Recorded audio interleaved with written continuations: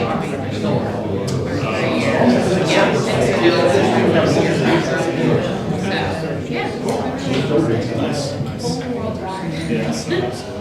saw all the things.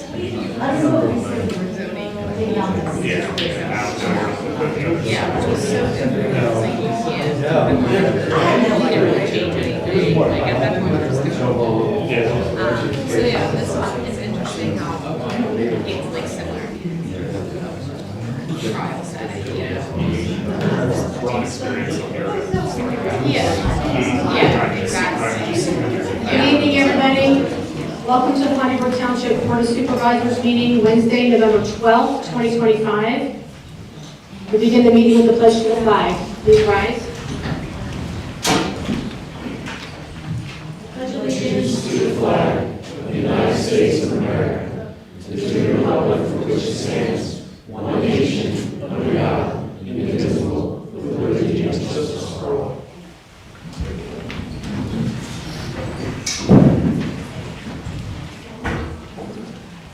A few announcements. Be advised that we have 4 assisted listening devices available for anyone who is hard of hearing. Please come forward if you would like one of those. In accordance with Resolution 2-2012, you're informed that Scott Stilson Vincent Drive is recording tonight's meeting for posting on YouTube. The meeting is also available and being recorded electronically on Microsoft Teams. And lastly, in accordance with Resolution 20-2023, the rules of conduct for public meetings and public comment period shall be observed and are listed at the bottom of the agenda. And with that, we'll move into public comment. We ask that you provide your name when you come to the mic. Anybody on this side? Hello, my name's Joseph DeGarry. I live in 163 Township Line Road, Elverson, PA. Just a couple quick things. I want to commend you all, the Board of Supervisors and the Planning Board, for what you did with the ordinance prep for anaerobic co-digesters. It's really refreshing to see y'all wanting to get ahead of it the way you did. I wanted to reiterate a couple things because I couldn't make it to the Planning Board meeting. And I know there's some questions on some certain things. I don't pretend to be a lawyer, but as a retired federal agent, I had to do a lot of trial prep for testifying and getting ready to testify. I understand how to read law and case law.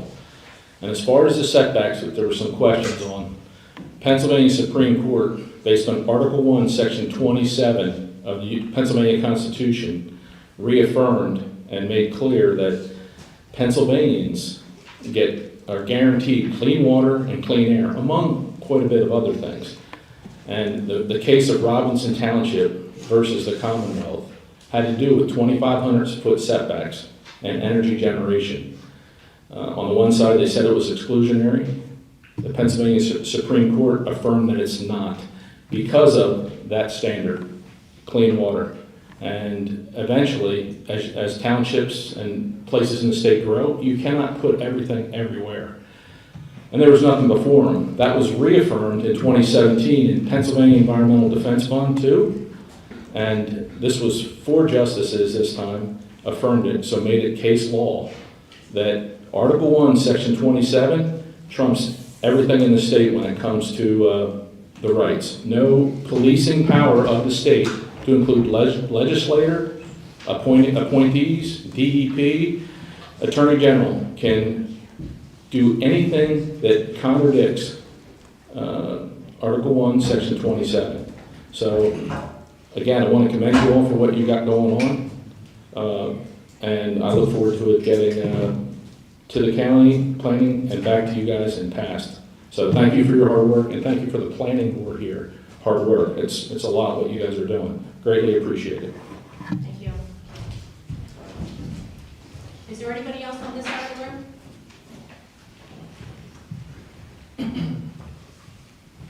Hi, Barbara Conway, 399 Custody Drive.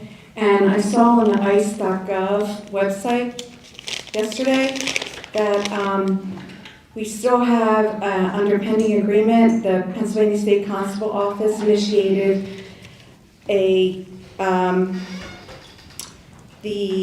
what's it called, the task force model for precinct 1, which is here.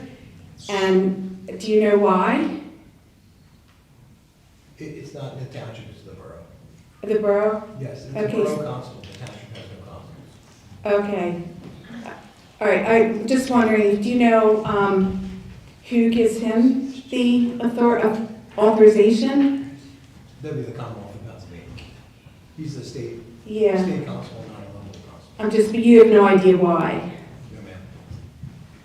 Yeah, I mean, because it's, so, but it says precinct 1, is that a mistake? The township does not have any constables, the borough has a constable, he is a constable elected. Okay, so you know, if people's civil rights are violated and their racial profiling, then the county, someone's going to be responsible for the lawsuits. And that it just, I don't know, I don't want my tax dollars, federal, state, or whatever, going to this at all. I mean, I'd rather have them go to your grants, Warren, or to the state, and then to come to us. And, yeah, because people don't realize it, but immigrants, they contribute, last year, $96 billion in tax revenue for federal, local, and state. And I mean, they're not collecting. If they're unregistered, they could still be, this still would be withdrawal from their paychecks, but they're not collecting any benefits, Medicaid, or anything, or Social Security, but they are contributing. So, okay, thanks. Thank you. Is there anybody else on this side of the room? If not, we'll move over to this side. Anybody on this side have any comments that they want to provide? Hearing none, we'll move on to the consent agenda. Items 1 through 14. Does anybody have any comments or questions on that? No. Do not.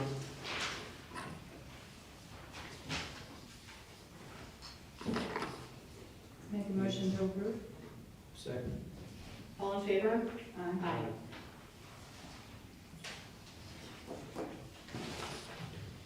Next, department reports. First, Board of Supervisors. I have nothing. Nothing. Next, Don Johnson, Public Works Director. Don is not here, but he gave me his report to share with you. The roads crew has started their stormwater project on Talbotville Road. The remainder of it will be completed in the spring because suddenly winter is coming. 100 tons of salt has been delivered, and they're getting the equipment ready for winter runs. Also, they are cutting down dead trees and cleaning up leaves in the right of way along several township roads. And that's all I have. Thank you.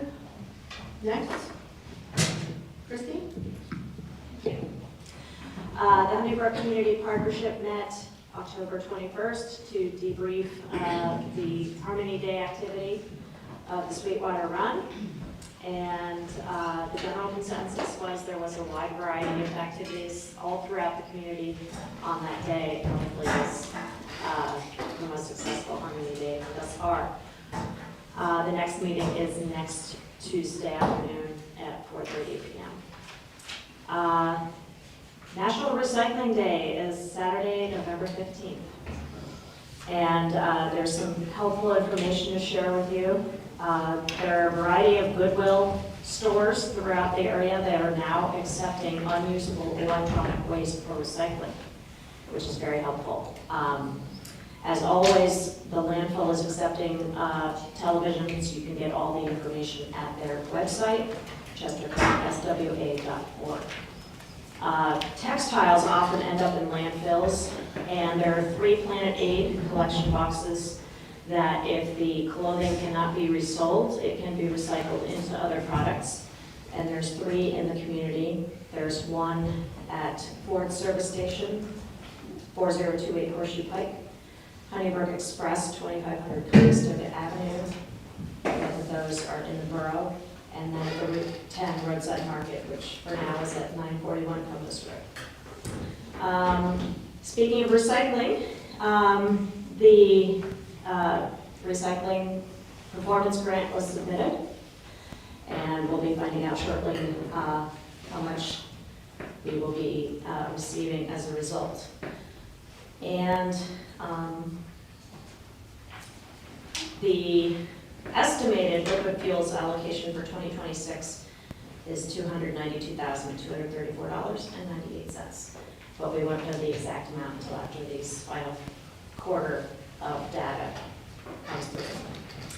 Lastly, please be advised the township will be closed on Thursday, November 27th and 28th in observance of Thanksgiving.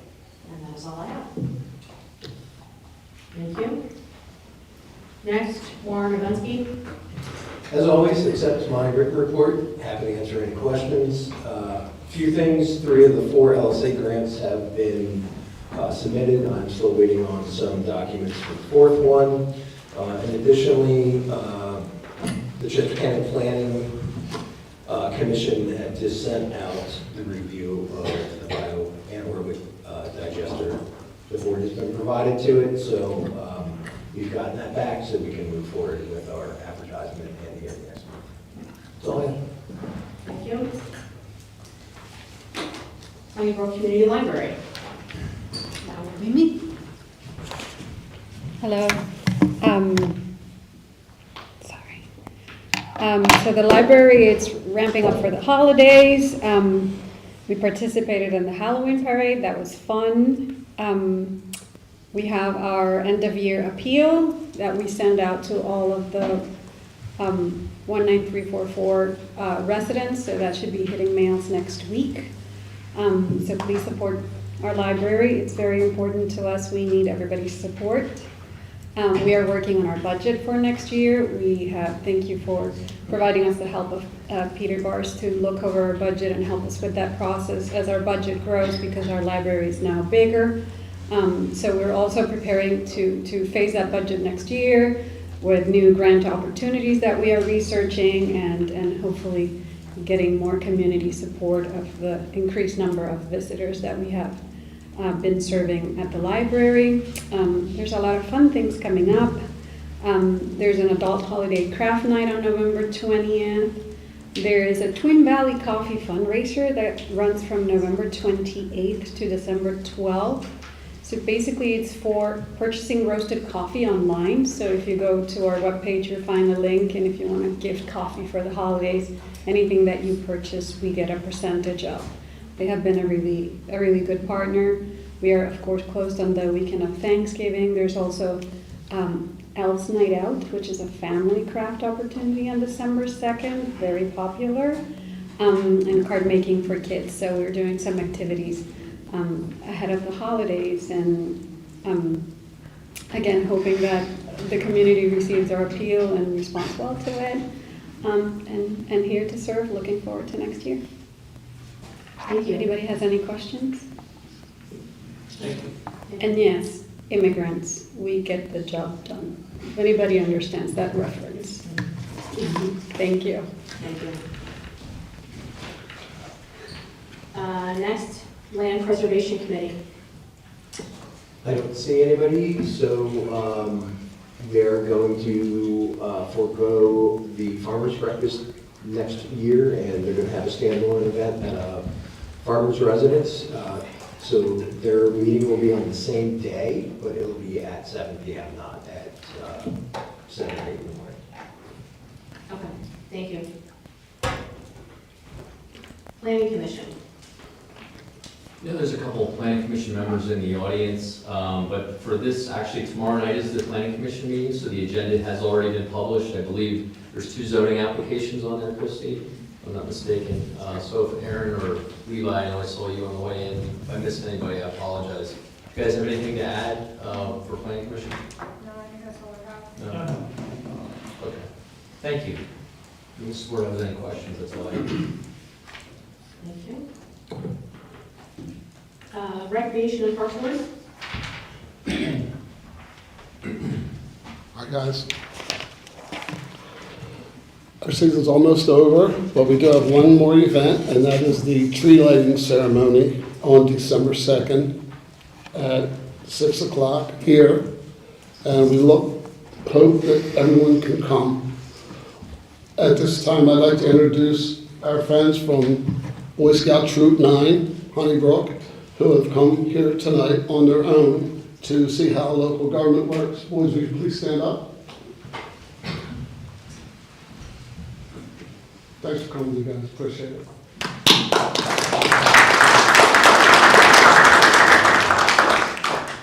And lastly, I would like to introduce Jason Rodriguez.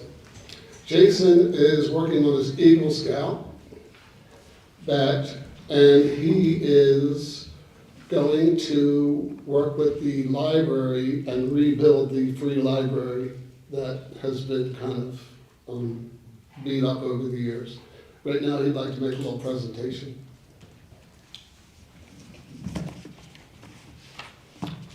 Hello, as he stated, I'm Jason Rodriguez from Boy Scout Troop 9, and I have come to present my Eagle Scout project to you all. Before I begin, would you guys like copies of the thing to follow along? Okay, there you go. Thank you. No problem. Okay then, so this project is going to be the replacing of the current Little Free Library that's located in Humboldt Park. It has seen some better days, so my plan is to take it out the ground, make a new one that's a bit bigger and better, and then stick it right back in the ground where it was.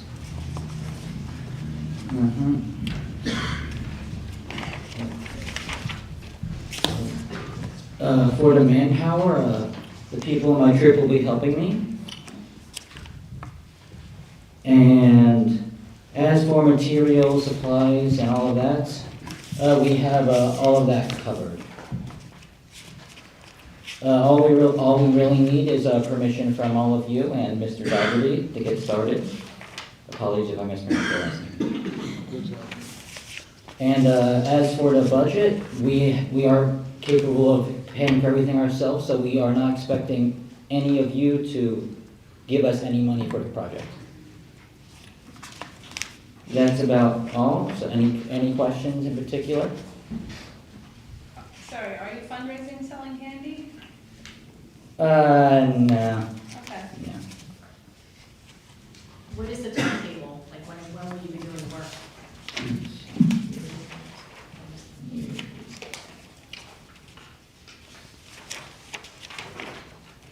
Forgot to print that. But we're planning on doing it before Christmas, preferably. So probably beginning of December.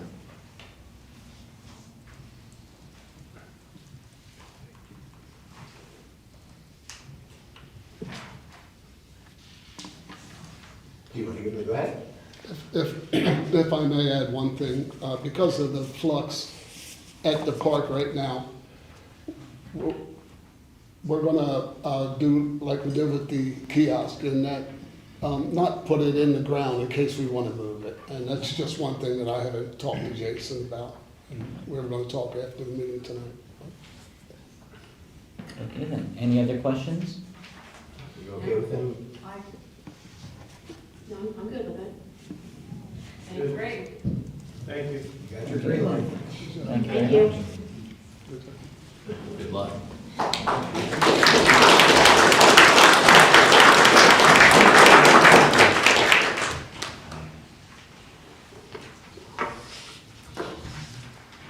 Next, Tower Direct.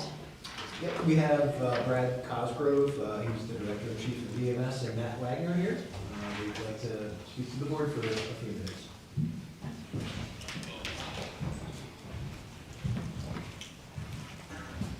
I wish I could present as well as he does. How you doing? I'm Brad Cosgrove, I'm Director and Chief of Tower Direct. And this is kind of a two-part presentation. One, we were able to meet with Warren and just kind of go over our overview of our services, and obviously everyone's seen the news. Healthcare times are pretty tough right now, so also just trying to renew our partnership and continue support within the communities. So, want to go over a little bit about us, answer any questions behind you guys too, about Tower Health, and then I think this was disseminated, but Tower Direct is the EMS service. It supports 19 municipalities in 3 counties, including Honeybrook Township, as well as Berks County, Chester County, other areas in Phoenixville, and a lot of the southern Berks area. There's a map obviously showing that. Service about 225 square miles of territory and over 100,000 people of various walks of life and age populations. Currently, we staff 24/7 ALS, which is what we provide in this township. We work in conjunction with Honeybrook Elverson EMS. We also, our ambulance usually has a paramedic and an EMT. So if the call for service arises, we can do the transport as well as provide the ALS services. We have 24/7 supervisors. It's based out of our Coomer Station, which is about 20 minutes north of here. Lights and sirens, a little bit faster because we've had a lot of incidents down here, so we've made it down here pretty quickly. Proud to share we're one of the only agencies in the area that has critical care transport, meaning we have everything a helicopter would have, but in the back of an ambulance and a chase car. We've utilized those services a lot down here as well. And then we also handle all the patient flow within the health system, so bed management, stuff like that. But also, we were the first agency in Pennsylvania to carry blood. So a program we started about 3 years ago, it went live with paramedics 2 years ago. And it is not in the township specific unit, but it's on our supervisor vehicle that we intercept a lot with. And the reason behind that is because we're a zero waste program, meaning we switch our blood out with the blood bank every day. And our blood's vetted for 48 hours, so we can keep it on a unit for 48 hours. So it's a pretty perishable item, and we also don't want to waste it. But it has shown phenomenal success and survivability. I think there's some slides down a little bit further. Just some quick questions. What is ALS? What is BLS? Paramedics are ALS advanced life support, so we can give you airways, we can do IVs, medications, pain management, things like that, which is what we normally provide. And then BLS is the EMTs that can do splinting, oxygen, AED. Everyone's obviously trained in CPR, but the paramedics go to at least a year of school. Still here? A year of school, and then a lot of them have degrees in that program. Keep going. The critical care team, like we spoke about, that's a nurse in the back of the ambulance, or in that car you see they intercept with our units. They started with blood, and then from there it was so successful, we actually wrote the pilot program for the state, and we've now, I think there's about a dozen agencies in Pennsylvania that are doing blood, and it's starting to become more and more of a thing. They also have the ability to put someone to sleep and give them paralytics, stuff we would see on a helicopter. This is, again, a little bit of a timeline just showing how we went through blood. At the time we did this, there was 88 units administered to 66 patients. I think we're upwards of 72. We were part of the viral incident on the news with the dog. I'll leave it at that last night. If you check your local news, that was another candidate as well. Company statistics, year to date, 27,000 patients for just over 10,000 911 calls. About 113 heart attacks. They've done almost 100 advanced airways.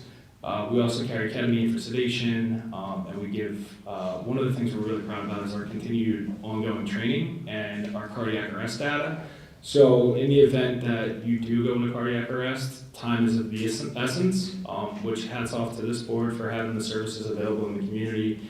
And we train regularly on that, and I think it's down on the next slide.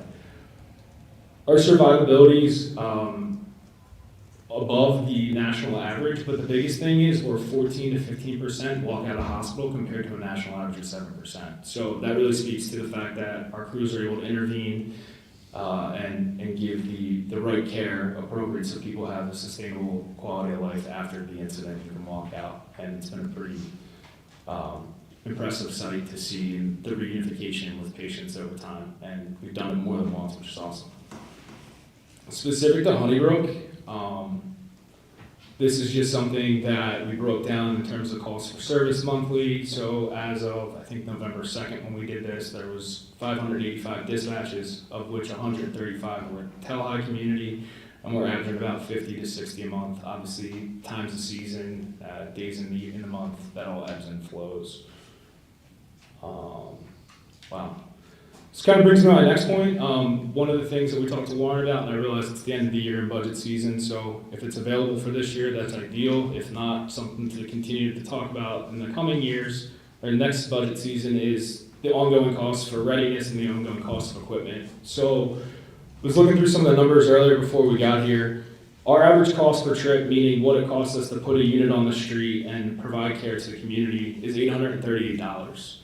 Our average reimbursement per trip is $420, and actually I just got some updated numbers. We're upwards of, what was that?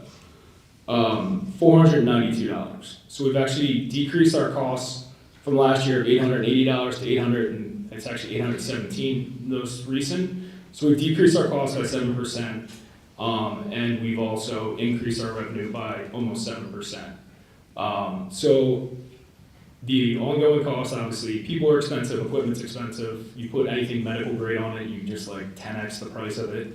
Our ambulance used to be around $200,000. Now a fully stocked ambulance is upwards of $400,000. When you start talking, the cardiac monitors are $50,000. The CPR machine we use is $20,000. So the ongoing costs, and then also the supplies. Fortunately, with the health system, we're able to get a lot of things at discounts because we can buy in bulk what we would use in the ER and other places, but there are unfortunately some specific items that require us to buy out of third party. So a lot of the issues, and this isn't us coming with our hands out, I want to reassure the community and the board that we're really working to figure out a more sustainable way to continue providing service and provide better service. With that, the health systems continue to support us and backs up that loss, and we're really just trying to close the gap on that. We've had a lot of support from a bunch of our municipalities, and we're just looking to continue to grow the support amongst our entire First Due. Obviously, there's a lot of uncertainty. I think, is the government open today? Did they sign that officially? Or I saw the Senate passed. I'm not sure if the House passed, but the government shut down. I saw the Pennsylvania just passed their bill, but that's caused undue hardship. Medicare, Medicaid is a big one of our payer populations, and there's been a decrease in payments due to just the manpower not supplying that. Obviously, last week there was 350 jobs or thereabouts affected within Tower Health. Lehigh Valley Jefferson just laid off 700 people, so it's a systemic issue within the past 6 months. Crews are closed down, obviously, that had some trickle effects to us.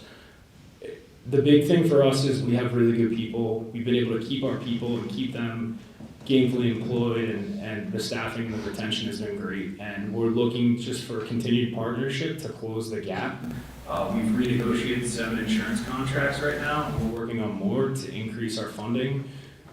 Because we are part of the health system, we do get direct payment, but it was at half of what our costing was.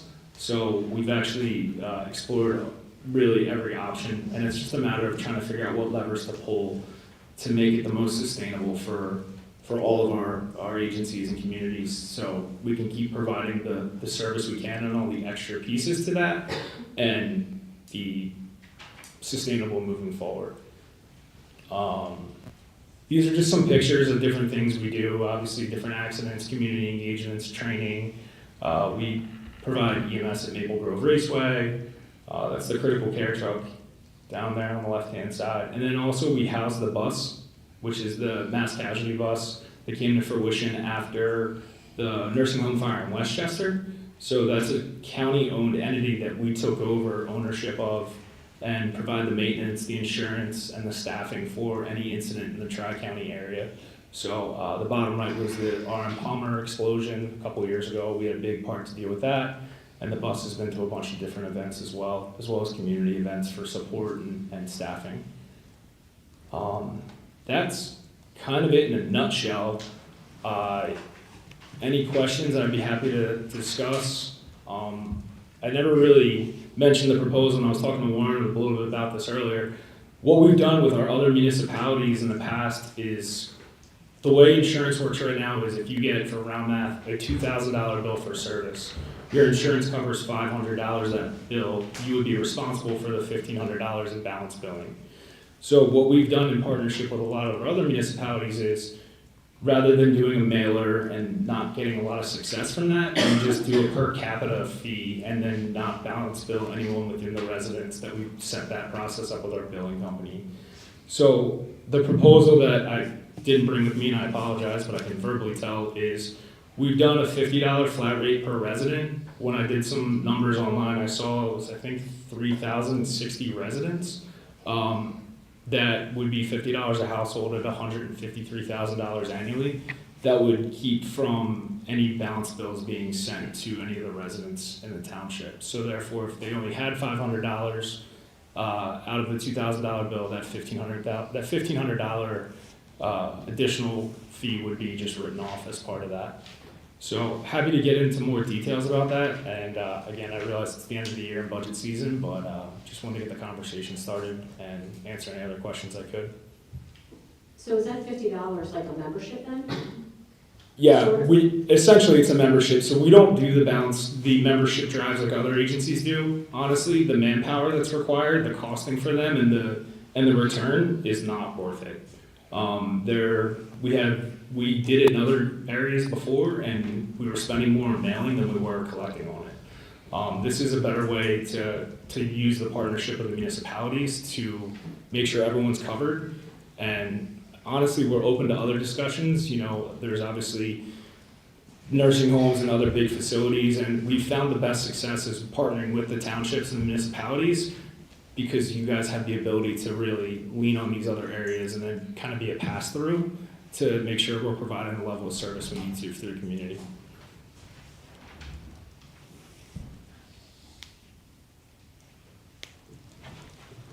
There's a full house behind me, I'm sorry.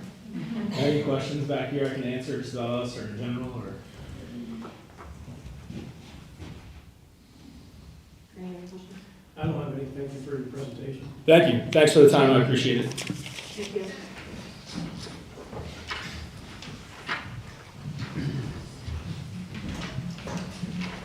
We'll move on to new business. The first item is to approve the list of bills for payment as prepared by the treasurer and the financial security releases as recommended by the township engineer.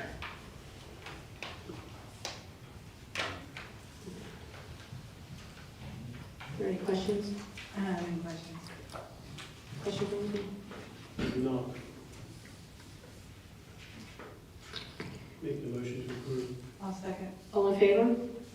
Aye.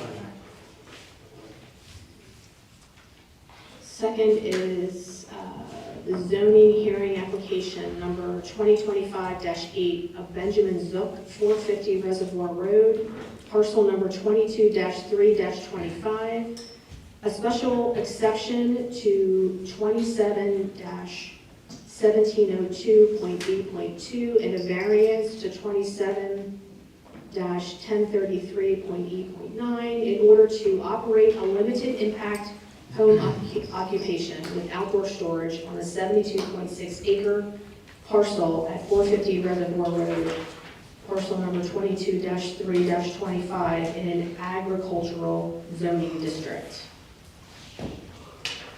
And just for the board's background, this is actually an approved rural occupation. They are doing a band mill operation. They'll be cutting logs and doing lumber and beam cutting on the property. The key component of this is it meets the limited impact requirements with the exception of the outdoor storage component, which is why it's going to the zoning hearing board.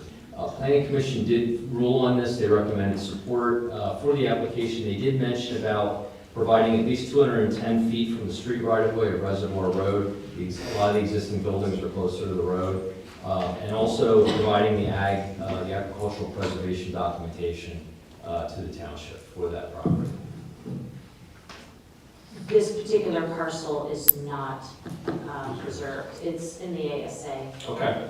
And I believe there are other properties owned by the same family that are preserved, but this particular parcel is not. So that would not apply then in this case. Correct, yes. So I'll just make that note.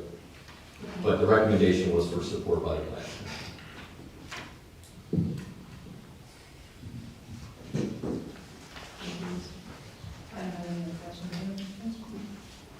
The setback, you have the setbacks will be included in. I would suggest, if you'd like that in your motion, I would forward that, and I'll forward that along to the solicitor for the zoning hearing board, if you'd like to maintain the recommendation of the planning commission. Yes, please. Okay, that's fine. So motion to support the planning commission's recommendation With the setback. with the setback, right? Second? Second. All in favor? Aye. Next, a motion on a zoning hearing application number 2025-11 of Katie Mae King for variance to section 27-402.a in order to operate a short-term rental at 241 Dove Drive, which is parcel 22-8-70.29 on a 2-acre parcel in the neighborhood residential zoning district. And just for the sake of the board, this was also reviewed by the planning commission. There was a recommendation, again, of support.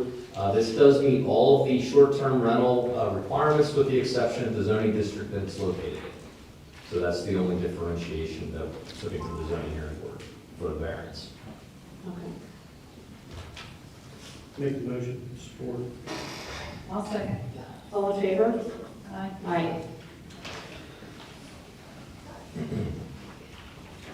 Next is a motion on zoning hearing application number 2025-12 of the Honeybrook Golf Club, 1422 Cambridge Road, tax parcel 22-7-92 and 91, a variance to section 27-907 in order to construct netting along the northwestern side yard of their property in excess of the 6-foot height allowed.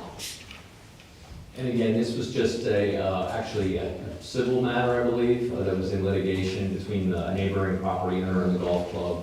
One of the requirements was for netting, but the height of the netting obviously is not going to comply with our zoning height requirement. Thus, we need to go to the zoning hearing board. And again, the planning commission took a support position on this.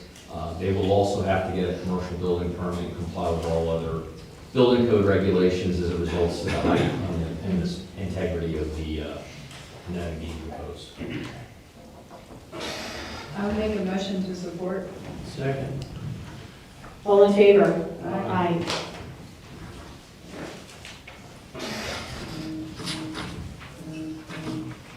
Next is a motion on the special exception application zoning hearing 2025-13 of John A. Stoltzfus in order to operate a short-term rental at 942 Welsh Road, parcel number 22-4-20.1, on a 3.3 acre property in the Resource Conservation Zoning District. This application did not go to the planning commission, just to note, because it does meet all the requirements of the short-term rental ordinance, and does require a special exception, which also goes before the zoning hearing board. So I have no recommendation for you, other than the fact that it complies with all of the requirements of the code, with the exception of the zoning hearing approval. Why does it have to go for a special exception? That's how your ordinance was written when we inserted the short-term that's right, rental okay. requirement. Did need to go to the zoning hearing board. Motion to support. I'll second. All in favor? Aye.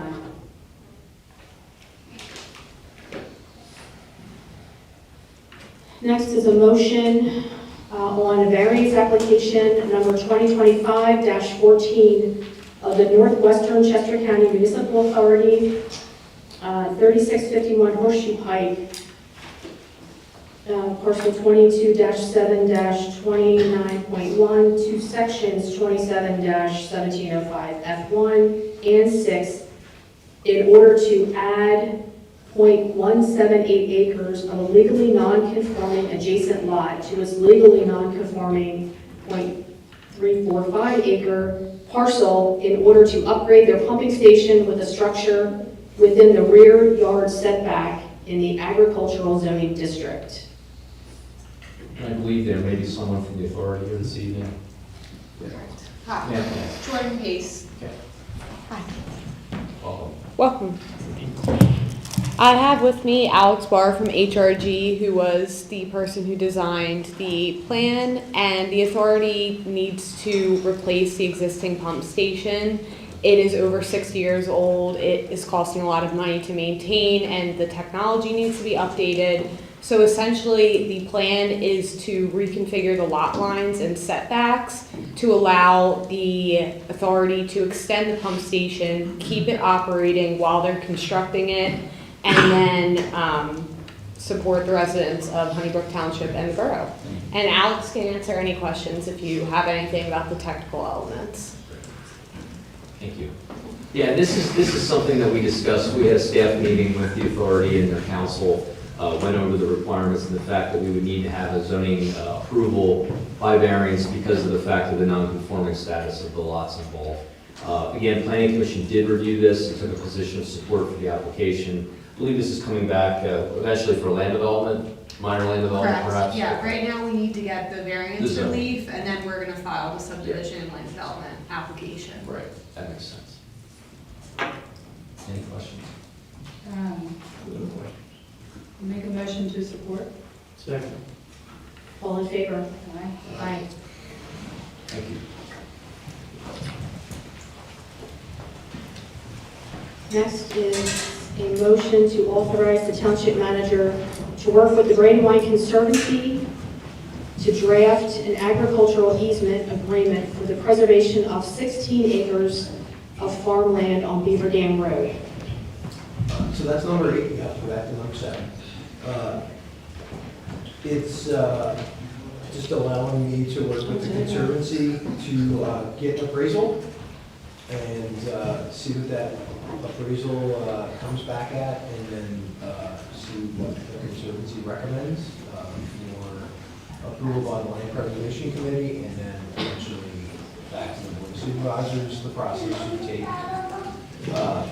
a few months, so probably about 6 or 7 months to complete. So this is just the first steps that start with getting the appraisal and see what we're working with.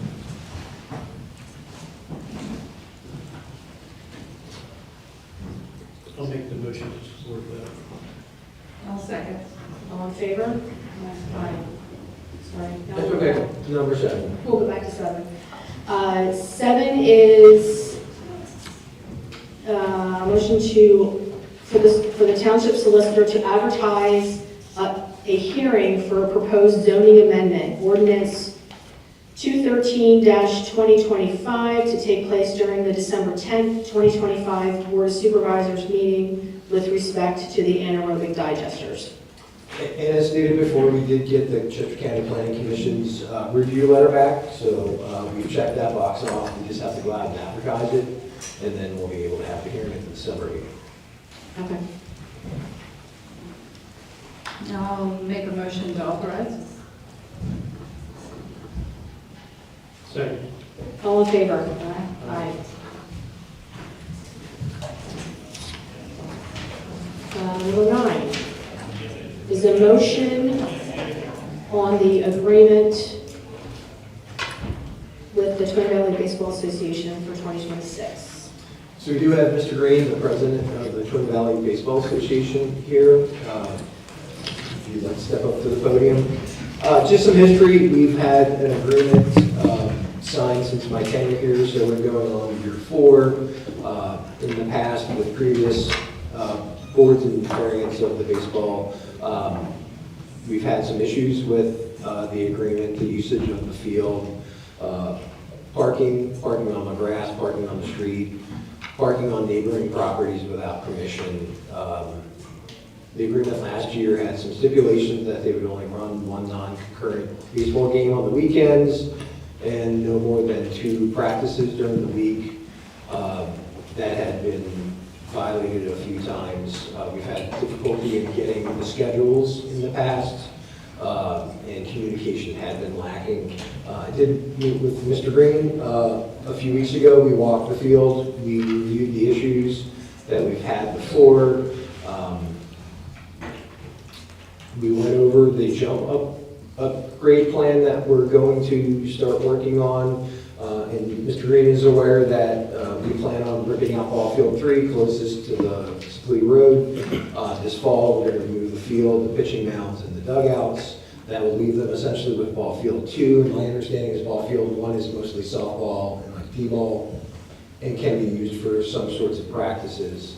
I know they have utilized other fields in Morgantown, and I'll let Mr. Green speak about that, and have the board feel free to ask any questions. Thanks, Warren. Like Warren said, I'm the new president for Twin Valley Baseball Association. My name's Jeff Green. I'm here to request that the renewal of the spring 2026 contract is renewed for the agreement for Twin Valley Baseball Association. We had 200 kids last year. We're expecting even more this year. I've completely turned over the board. We've had the previous board, as Warren mentioned, we had some issues with communication, following the guidelines that were provided within the agreement. Like I said, I have 13, including myself, new board members between our executive and our auxiliary boards. We all have children within the organization and children that will be moving up into the organization. So to say we have skin in the game, that's a fact. So we want it to be successful. We want to be able to honor any type of agreement that you guys will or would be able to approve. I wasn't able to make it to the most recent Parks and Rec, but I knew that our facilities manager, Leon, was able to attend. And again, going forward, I can only say that it's going to be completely different. I'll be here. I'll have, if I'm not able to be here present at these meetings, I'll have someone here that's knowledgeable in the both baseball and softball in our program. We have a lot of different community events that we're planning and we have had. If anybody's been on social media recently, you've probably seen posts from me both in Honeybrook and in Twin Valley. But we just recently did a Halloween event where the kids came out with their Halloween costumes up at the Morgantown field, and were able to play wiffle ball, 8U all the way up through 15, 16-year-olds. It was a huge event. It was a success. We plan on having multiple community events, and I would really like to not only utilize the field for both practices and potentially games, but also work with the community. I know we reviewed some of the plans, and even in the final stages where there's just one field available, we could still use that opportunity to have some type of community event, work with the township and both Parks and Rec as well. We recently, up in Carnarvon, which is where we're pretty mainly based out of right now, just because of all the issues that we did have with parking especially. We had we're planning on doing a kind of Sandlot movie night. So they do a movie there at their stadium, which I know with the final plans here would be probably perfect for that as well, to where we have a Sandlot game and then we do a movie for the kids afterwards and intertwine with the community as well at the same time. So we have a lot of different ideas and plans that if we can get this agreement, we will absolutely utilize it to the best of our ability.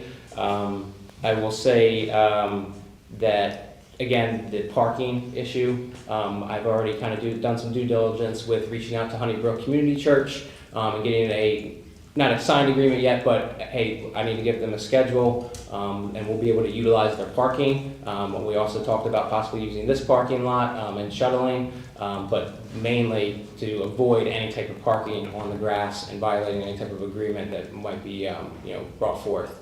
I also reached out to the rental across the street, talked to John there, and we're working on something as well as an overflow for there if we needed it. Again, I want to be transparent. Most of our games, and we've kind of moved to the Carnarvon Friendship Township Park, but I still want to utilize Honeybrook, Suplee, Humble Park, because a good percentage of our kids are right here in Honeybrook. I live right down the street in Honeybrook, as well as a multiple peers of both my children and myself. That are going to be active within the organization. So it's definitely a great location, and we hope that you guys would pass it, and do some type of agreement for the 2026 spring.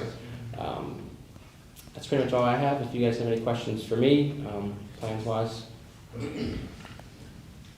Jeff, so I guess some of the past experience that we had and some of the feelings, especially from our Rex and Park people and whatnot, is just not to renew the contract just because there was nothing or very little we get followed through. Mm-hmm. Having said that, your energy and it's under new management, so to speak, and wanting to, I guess, do something good for the community. So I would ask you, would you entertain the fact if we did, say, a quarterly contract, just to kind of get it and see if you're gonna live up to what you guys say that you're gonna live up to do? Yes, How does that absolutely. work for you? Yes, absolutely. Yeah, any type of contract would definitely be agreed upon on our end, for sure. So you can work with that? Yes. Yeah, I would really like it to work out. Just in the past, we've got complaints about the parking, the trash, the not upkeep, and et cetera, so. Yes, and I can assure you that we'll be much more engaged within that, and on a, not just, a weekly or monthly, board meeting style, but on a daily basis, working within both coaching-wise, coaching clinics, making sure everyone understands what their roles are, not just to get out there on the field and, mess the field up and head home, but there's going to be steps and processes that need to take place. Trash, making sure that we're monitoring parking when people are arriving, carpooling. I know one thing that we thought about was, a lot of, you don't just have your two teams that show up, but you also have the grandparents that show up that want to watch the game. So working with them and making sure we're overly communicating that we need to have carpooling going on, especially if we're doing a game at Sipley. That's something that you can work with. I think that's a good solution. Keep communication with John and Mr. Shore. So part of the agreement is that we would need to see something in writing that shows that they do have those agreements in place. If that's the case, I would ask if the board wants to make the motion to approve it, that you do so today. We'll have to do some rewriting of the agreement to shorten the time span. And I'd also like just to put in there that if there isn't any issues, it'll just continually to automatically renew quarterly, but every single year at the November meeting, we would come back and do this so every 4 months you're not here. So as long as there's no issues, and I'd write in there that any type of issue would be immediate grounds for termination with like a 30-day notice to remove their items, or at least work on, cease all games, and then Mr. Green and I could get a list which we're going to be developing of who owns what property there. So if you're okay with approving it, I can have Christy and I can rewrite it. We can get Laura to sign it as chair, and then once it's signed, we can have Mr. Green come in and sign. He can get a copy, and then we'll be on top of each other to make sure that it's done. And I encourage you to show up at the rec meetings, because that typically is who fields the feedback. Yes, it will happen. Okay. Kevin? Is that something that you? I think it's great that we have some new energy there. I mean, the idea was to keep the baseball field, and this is exactly what we talked about the last meeting, so thank you. Congratulations. Thank you. So that's my suggestion. Okay, no, I'm good with that. So we'll rewrite, they'll tweak the Quarterly, it'll self-renew, but once a year, Okay. the president of the Baseball Association would still have to come back in November. Part of the agreement is that the president does have to attend at least 2 Board of Supervisors meetings a year. That would stay in there. There's a checklist, which is part of the agreement. Mr. Green has a copy of last year's agreement, and he's assured me that he will comply with that. And again, if you're not doing like a food handler's license, we can strike that, but that's something we can talk about offline. Okay. So we need a motion to renew the agreement with the proposed changes. Yes. I'll make the motion. I'll second. All in favor? Aye. Thank you for your time. Appreciate it. Thank you for what you're doing for the kids. Thank you.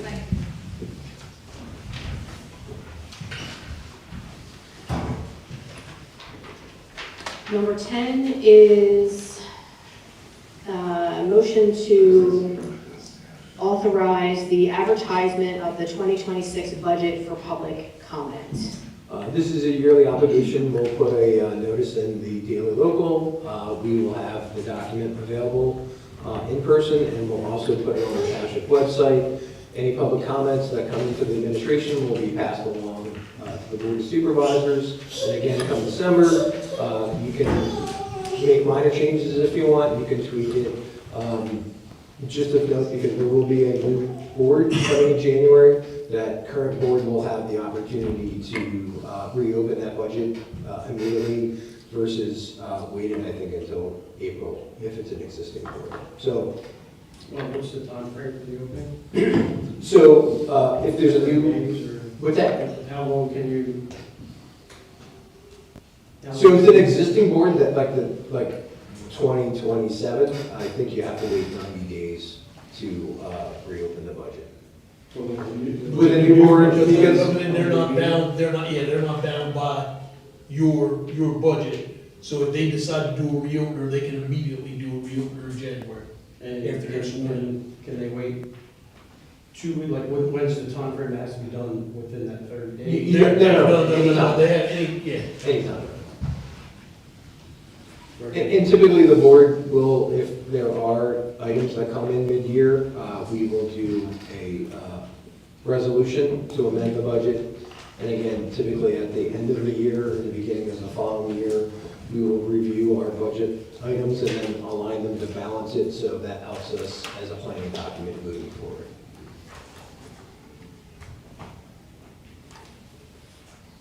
I'll make the motion to authorize. Second? All in favor? Aye. Aye.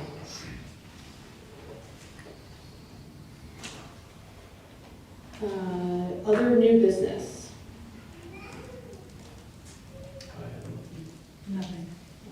Old business? None.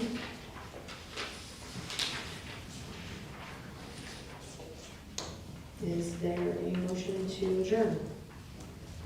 I'll make a motion to adjourn. I'll second. All in favor? Aye. Aye. Thank you. Thank you, everybody, for coming out.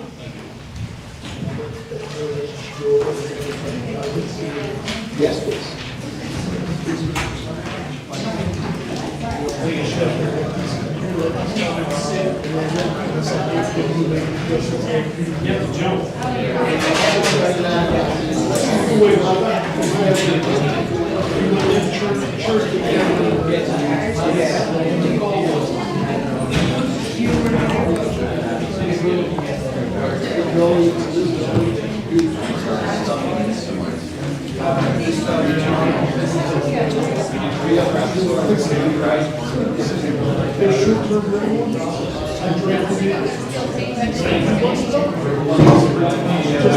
Just